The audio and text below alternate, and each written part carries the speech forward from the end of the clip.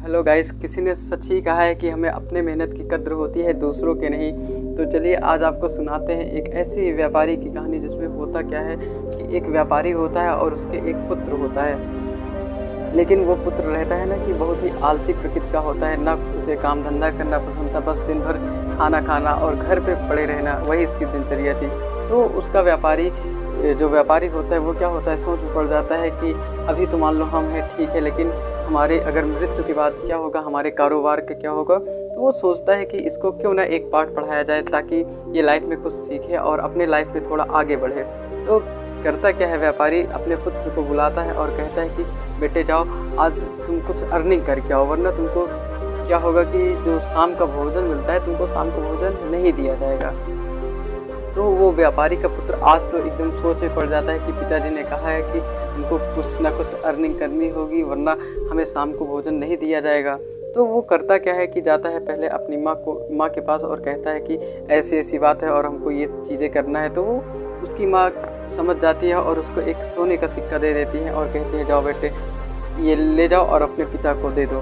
तो वो जाता है और अपने पिता से कहता है कि पिताजी लीजिए, आपने बोला था कि पैसे लाने के लिए, मैं पैसे ले आया। तो उसके पिताजी पूरी कहानी को समझ जाते हैं कि ये पैसा उसके पास कैसे आया और कहते हैं कि ठीक है बेटे, तुमने अर्निंग तो कर ली, लेकिन जाओ इस जो सिक्का है इसको कुएं में फेंक, जो हमारा कुआं है पास वाला उसी में फेंक दो। तो वो क्या करता है, जाता है और पास वाले कुएं में क्या करता है, उस सिक्के को फेंक देता है। लेकिन होता क्या है कि वो अब जो उसकी माँ थी यानी कि व्यापारी की पत्नी, उसको क्या करता है, उसके मायके भेज देता है और नेक्स्ट डे क्या होता है, वो अपने पुत्र को बुलाता है और फिर कहता है कि जाओ अब अर्निंग करके आओ आज फिर, वरना तुमको क्या होगा, पैसे अगर तुम अर्न नहीं कर पाए तो तुमको शाम का भोजन क्या होगा, नहीं दिया जाएगा। तो अब व्यापारी का पुत्र क्या होता है, रोने लगता है और जाता है अपनी बहन के पास, क्योंकि माँ तो मायके चली गई होती है। तो वो जाता है अपनी बहन के पास और कहता है बहन हमको ऐसे करना है, वरना पिताजी हमको भोजन नहीं देंगे। तो उसकी बहन भी क्या करती है, उसको एक सिक्का दे देती है और फिर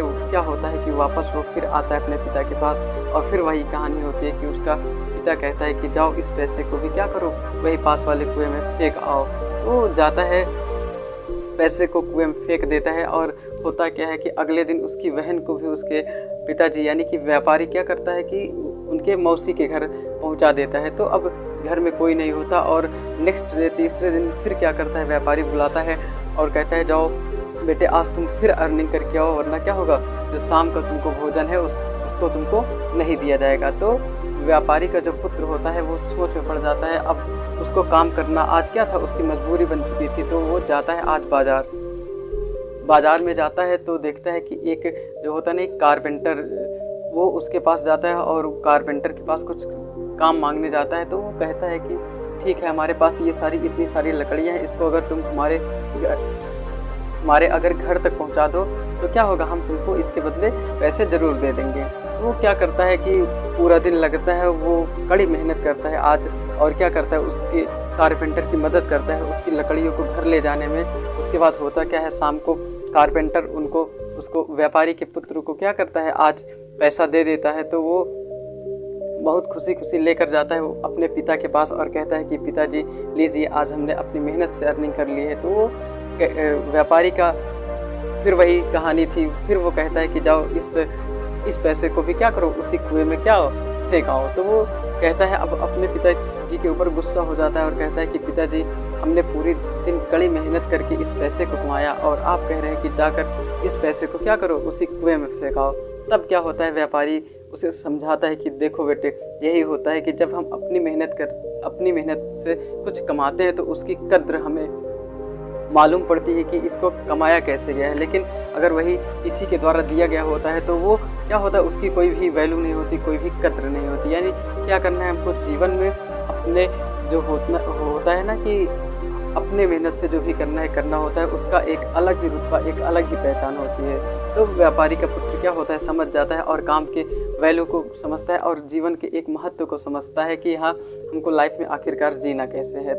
तो ये रही आपके लिए एक छोटी सी कहानी। आशा करता हूँ कि आपको ये कहानी ज़रूर पसंद आई होगी। तो अपने दोस्तों के साथ इसको शेयर करना ना भूलें। एंड स्टोरी देखने के लिए आपका बहुत बहुत